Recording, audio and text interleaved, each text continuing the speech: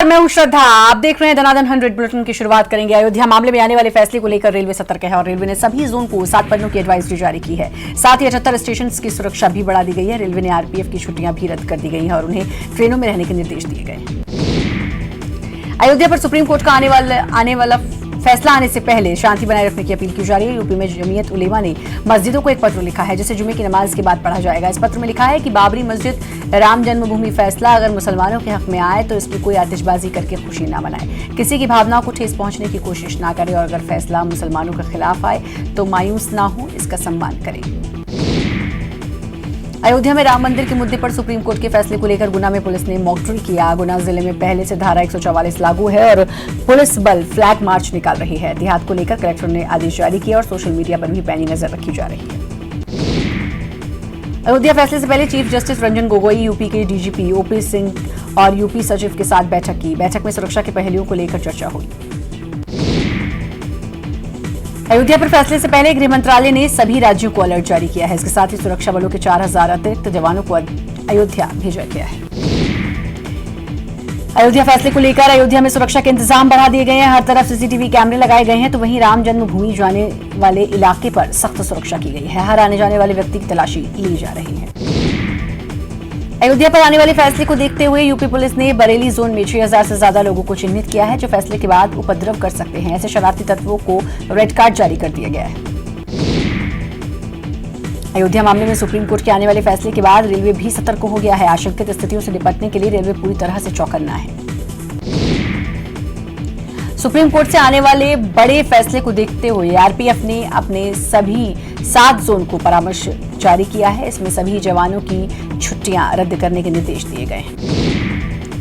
सबसे बड़े फैसले से पहले भारत नेपाल बॉर्डर की सुरक्षा भी बढ़ा दी गई है। हर आने जाने वाले लोगों की सघन तलाशी की जा रही है।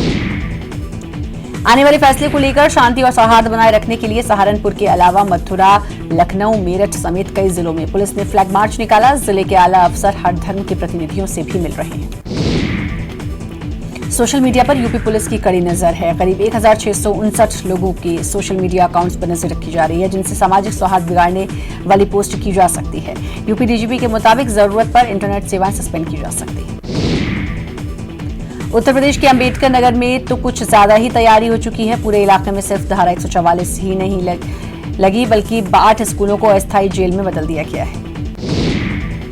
अयोध्या मामले को लेकर एमपी में भी मॉक ड्रिल की गई है। इसके साथ ही फैसले को लेकर पुलिस प्रशासन और आम जनता सतर्क है। किसी भी तरह की अफवाहों पर ध्यान न देने की अपील की जा रही है। अयोध्या मामले में फैसले से पहले प्रधानमंत्री नरेंद्र मोदी और केंद्र सरकार बेहद सजग है। इस बाबत प्रधानमंत्री मोदी ने बुधवार को कैबिनेट की बैठक और मंत्रियों को सलाह दी कि उकसाने वाले बयानबाजी नहीं होनी चाहिए। अयोध्या विवाद पर फैसले को लेकर योगी सरकार से लेकर पूरा प्रशासनिक अमला हाई अलर्ट पर आ चुका है। इस कड़ी में सूबे के मुख्यमंत्री योगी आदित्यनाथ गुरुवार को वीडियो कॉन्फ्रेंसिंग के जरिए सभी जिलों के जिलाधिकारियों और पुलिस अधीक्षकों के साथ सुरक्षा व्यवस्था की उन्होंने समीक्षा की। अयोध्या पर फैसले को लेकर चर्चाएं जोरों पर हैं। वहीं पुष्कर में जुटे संत समाज ने देशवासियों से कोर्ट के फैसले का सम्मान करने की अपील की है। साथ ही कहा कि कोर्ट का जो भी फैसला होगा वो स्वीकार होगा। प्रदेश के झालावाड़ में मंदिर पर आने वाले फैसले को लेकर एक सद्भावना रैली निकाली गई जिसमें स्कूली बच्चों ने आपसी प्रेम और भाईचारे के नारे लगाते हुए आपसी प्रेम और भाईचारा बनाए रखने का आह्वान किया। यूपी के हरदोई में अयोध्या पर फैसला आने से पहले लखनऊ मंडल के कमिश्नर और आईजी ने पीस कमेटी संग बैठक कर आपसी भाईचारे की अपील की। इसके साथ ही किसी भी अराजकता से निपटने के लिए पुलिस और प्रशासन का साथ देने का आह्वान किया। जम्मू कश्मीर के पुंछ में पाकिस्तान ने एक बार फिर सीज फायर का उल्लंघन किया। फायरिंग में एक जवान शहीद हो गया। उसके बाद सेना पाक को मुंहतोड़ जवाब दे रही है। महाराष्ट्र में सरकार के लिए अब उम्मीद राज्यपाल भवन पर टिकी है। बीजेपी नेताओं के राज्यपाल से मुलाकात के बाद अब इसका कोई हल निकलता नजर नहीं आ रहा। वहीं राज्यपाल ने एडवोकेट जनरल से सरकार के विकल्प की बातचीत की है। वहीं बीजेपी और शिवसेना के बीच तल्खी और बढ़ गई है। शिवसेना के प्रवक्ता संजय राउत ने बीजेपी को सरकार के लिए बहुमत जुटाने की चुनौती दी है। राउत ने कहा कि बीजेपी सरकार बनाने से पीछे हट रही है तो मतलब साफ है कि उसके पास बहुमत नहीं है। नोटबंदी के आज पूरे 3 साल हो गए हैं। 8 नवंबर 2016 को पीएम मोदी ने अचानक 500 और 1000 के नोटों को बंद करने की घोषणा की थी जिसके बाद पूरे देश में अफरा तफरी का माहौल बन गया था। प्रहलाद लोधी को हाईकोर्ट से तो राहत मिल गई है, लेकिन विधानसभा की सदस्यता की बहाली पर अभी भी सस्पेंस बरकरार है। लोधी के मामले में स्पीकर एनपी प्रजापति का बड़ा बयान आया है। मामला अभी कोर्ट में है और मैंने कोई जल्दबाजी नहीं की है। तो विवेक तनखा ने कहा कि जो कुछ होगा सुप्रीम कोर्ट में होगा, सुप्रीम कोर्ट के आदेश का इंतजार करना होगा।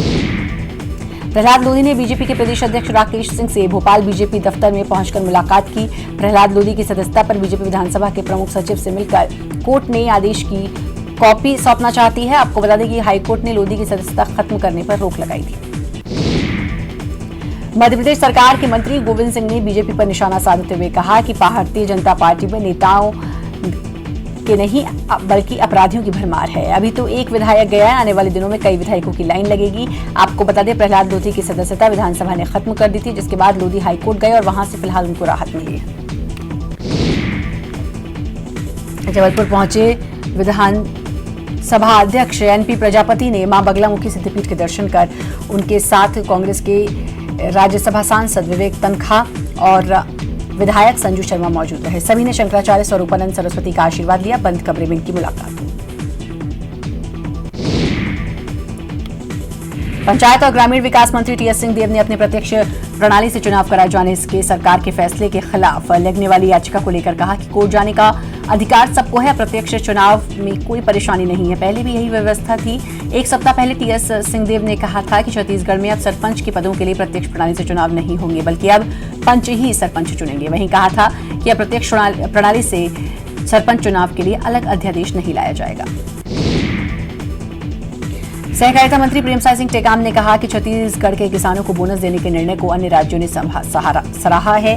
किसानों को मिले बोनस से पैसे से मार्केट में लेनदेन बढ़ेगा। इसके लिए सीएम भूपेश बघेल ने राज्य के व्यापारियों और किसानों से पीएम मोदी नरेंद्र मोदी को पत्र लिखने की अपील की है। छत्तीसगढ़ की कांग्रेस सरकार प्रदेश भर के किसानों और व्यापारियों के पत्र को लेकर 13 नवंबर को दिल्ली की ओर कूच करेगी।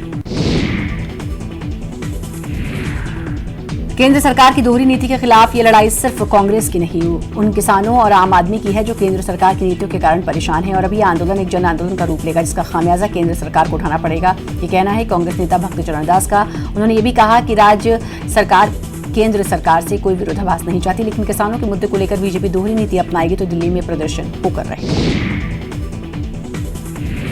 धान खरीदी को लेकर मचे बवाल के बीच खाद्य विभाग का एक बड़ा पत्र वायरल हुआ है। सरकार ने 1815 रुपए में धान खरीदी का कलेक्टर को आदेश जारी किया।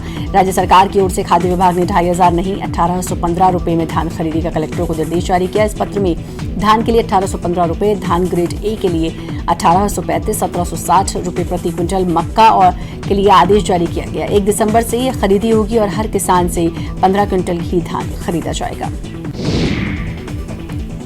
छत्तीसगढ़ में बीजेपी मंडल चुनाव विवाद दिल्ली पहुंच गया है। दुर्ग से सांसद विजय बघेल ने शिकायतों को राष्ट्रीय अध्यक्ष अमित शाह और प्रदेश प्रभारी अनिल जैन तक पहुंचाया। कार्यकर्ताओं से मिली शिकायतों को फैक्स कर इस वरिष्ठ नेताओं को इसकी जानकारी दी गई। इस मामले में बीजेपी आलाकमान फैसला करेगी।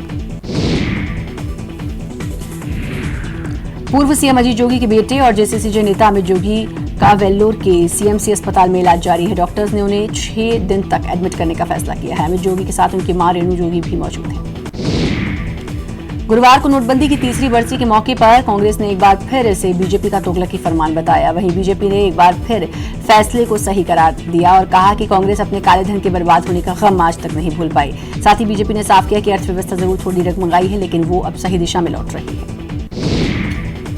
रायपुर शहरी क्षेत्रों में आबादी पट्टा को लेकर नए नियम से विवाद की स्थिति बन गई है। प्रशासन झुग्गी बस्तियों में रहने वालों को ही आबादी पट्टा देने जा रही है। वहीं झुग्गी बस्तियों के बाहर एक ही जगह पर काबिज लोगों को आबादी पट्टा आसानी से नहीं मिल पाएगा। इन लोगों को कलेक्ट्रेट में आवेदन देना होगा। साथ ही जो जमीन दी जाएगी वो भी कलेक्टर गाइडलाइन के आधार पर दी जाएगी, जिससे ऐसे लोगों को अधिक कीमत चुकानी होगी। रायपुर के बजरंग पावर प्लांट के वाहन चालकों ने प्लांट के खिलाफ मोर्चा खोल दिया। मनमानी का आरोप लगाते हुए आंदोलन कर रहे चालक सहायक श्रम आयुक्त ऑफिस पहुंचे और उन्होंने श्रम विभाग पर भी अनदेखी का आरोप लगाया। चालकों का आरोप है कि नियमों को ताक पर रखकर उनसे 12-12 घंटे काम लिया जा रहा है। मांगे पूरी नहीं होने पर चालकों ने उग्र आंदोलन की चेतावनी दी है।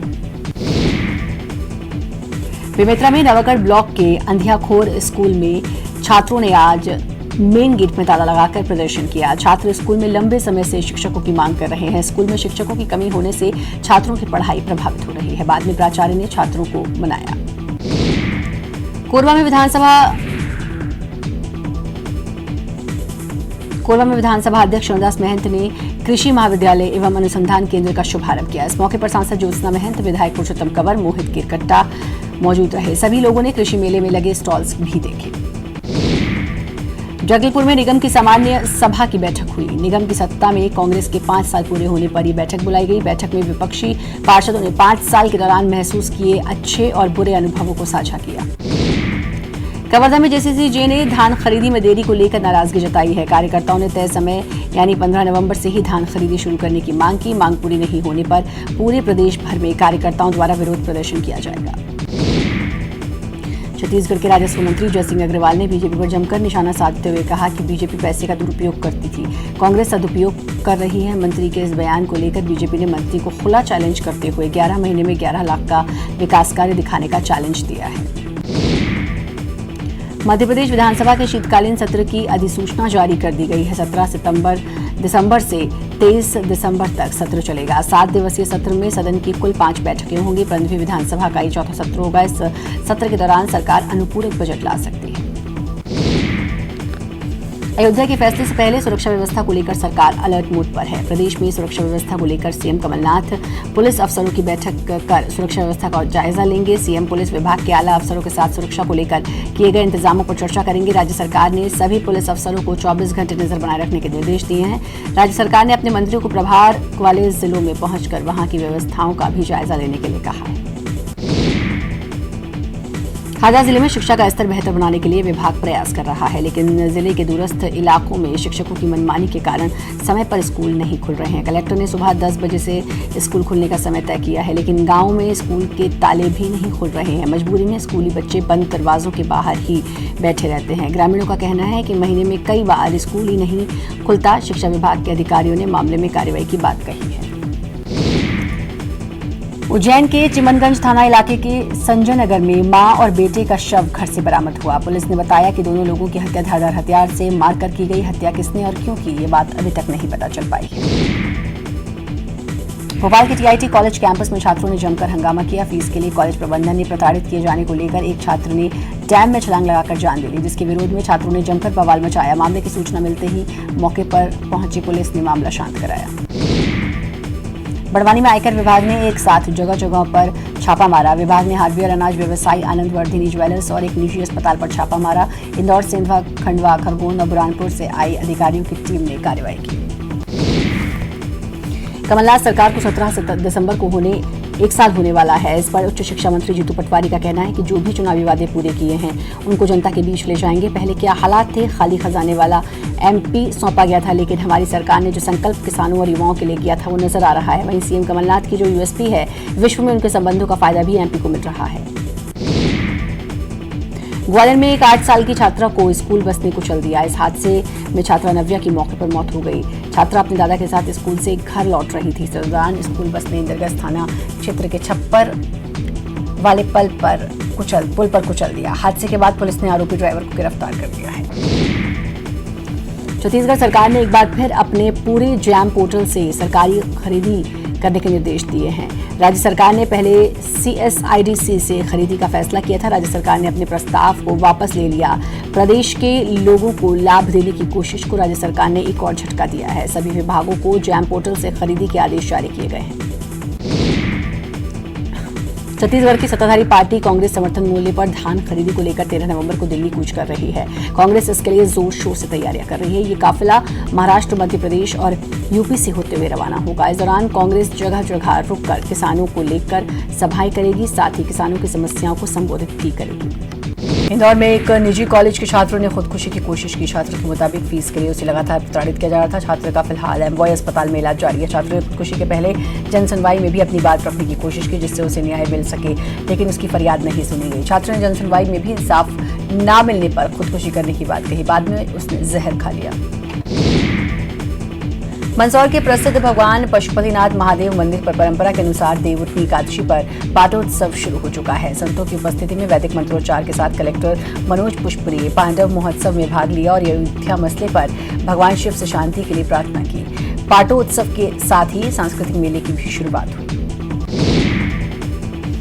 दिल्ली के बाद अब मध्य प्रदेश में भी बढ़ता प्रदूषण अब डराने लगा है। एमपी सरकार इसे लेकर कवायद में जुट गई है। प्रदूषण को देखते हुए कमलनाथ सरकार पौधारोपण पर जोर दे रही है। सीएम कमलनाथ ने किसानों से पराली नहीं जलाने की अपील की। वहीं किसान और पर्यावरण के हित के लिए किसान लक्ष्मी योजना में बदलाव के प्रस्ताव भी सरकार ने तैयार किए। किसान अपने खेतों में फलदार पौधे लगाएं, इसके लिए सरकार ने एक मास्टर प्लान तैयार किया है। बालोद कलेक्टर रानू साहू ने काम में लापरवाही बरतने के मामले पर जिला शिक्षा अधिकारी और डोंडी लोहरा के ब्लॉक शिक्षा अधिकारी को कारण बताओ नोटिस जारी किया है। डोंडी लोहरा विकासखंड के कोड़ेकसा गांव के शासकीय उच्चतर माध्यमिक शाला और केरी जुंगेरा के शासकीय प्राथमिक शाला का कलेक्टर ने औचक निरीक्षण किया और छात्रों की तैयारियां ठीक से नहीं कराए जाने पर नाराजगी भी जताई। और इसी के साथ फिलहाल इस बुलेटिन में इतना ही। बाकी खबरों के लिए लगातार बने रहिए न्यूज़ 18 मध्य प्रदेश छत्तीसगढ़ के साथ।